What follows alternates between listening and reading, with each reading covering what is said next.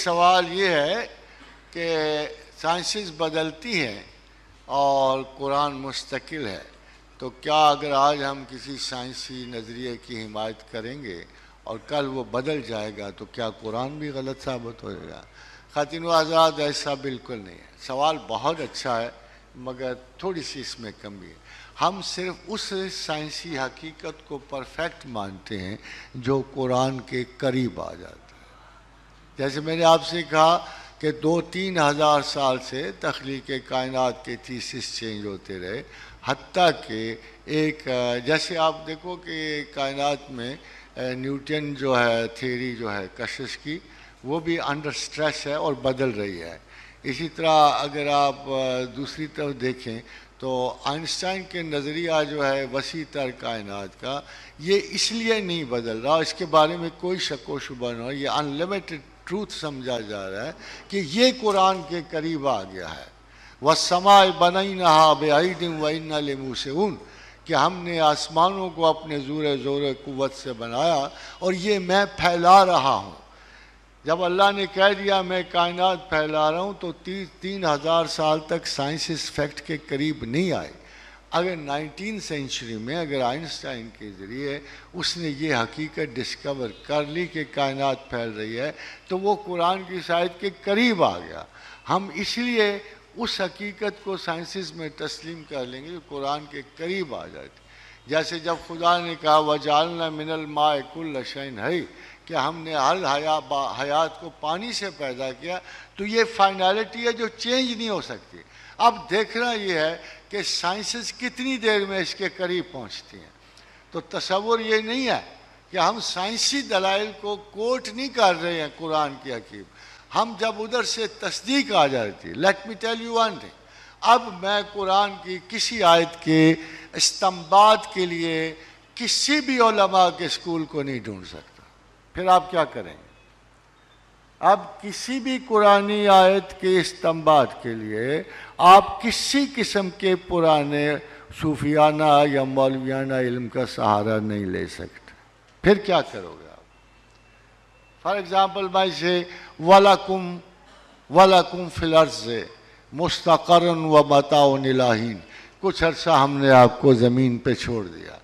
اس یا پرائمیٹس کی دنیا میں یا اب نیو ڈاروینین کانسیپٹس میں یا کسی بھی کانسیپٹس کی کوئی حقیقت آپ لے لو، ہمیں زمین پہ خدا یہ کہتا ہے فَأَنبَتْنَا فِي الْأَرْضِ، میں نے تمہیں زمین کے دامن سے اگایا ہے۔ کون ثابت کرے گا؟ کون اس کی تصدیق لائے گا؟ کون سا اسکول آف ریسرچ اس کی حمایت میں لفظ؟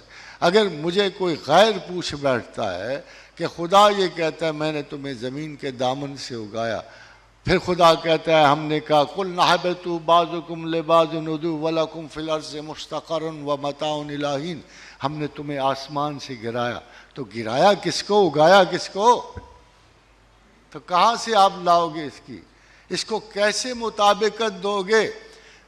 دلیل میں مار کھا جانا مسلمان کا شیوہ نہیں ہے۔ اصول دلیل، اصول مباحثہ، اصول جدلیات سب سے پہلے قرآن نے دی، سب سے پہلے۔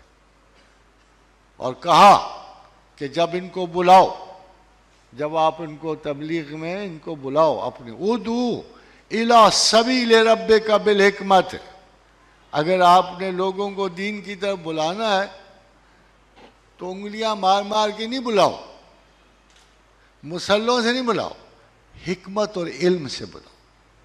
یہی کہا نا، ادعو الی سبیل ربک بالحکمت، اللہ کی طرف بلانا ہو تو حکمت اور علم سے بلاؤ۔ اور پھر کہا کہ ان کو بہترین کلام سے بلاؤ، بہترین کلام والموعظۃ الحسنۃ، اچھی بات اچھے طرز کلام سے بلاؤ۔ کم از کم تھوڑی بہت تو کمانڈ لینگویج پہ حاصل ہونا، نہ صحیح طلسم و شربا کی لینگویج، تھوڑی بہت تو کمانڈ حاصل ہو۔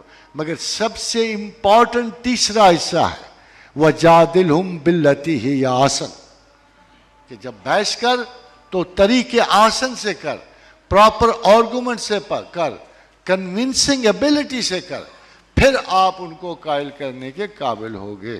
اور خواتین حضرات، جب ہم ان سے بات کرتے ہیں تو لکیلی ہمارے پاس انہی کی ریفرنسز اویلیبل ہوتی ہیں. Luckily now they are confirming the word of the قرآن. ہمارے اپنے تو کوئی ریسرچ ہے ہی نہیں ہے. مسلمان علماء نے تو مدتوں سکولوں کے باہر ڈھیر لگانا شروع کر دیا ایمان کا. دیواروں سے پرے تو جا ہی نہیں رہا علم. نہ بریلی، نہ دیوبندی، نہ اہل حدیث. بھائی کر کیا رہے ہو تم؟ کیا کر رہے ہو آپ؟ کیا قرآن پڑھا رہے ہو؟ کتاب علم کو، میں تو یہ کہتا خواتین و حضرات، ایم ایس سی کی کتاب میٹرکلیٹ کو دے ہوئے تو کیا اشر ہوگا؟ یہی اشر آج قرآن کا.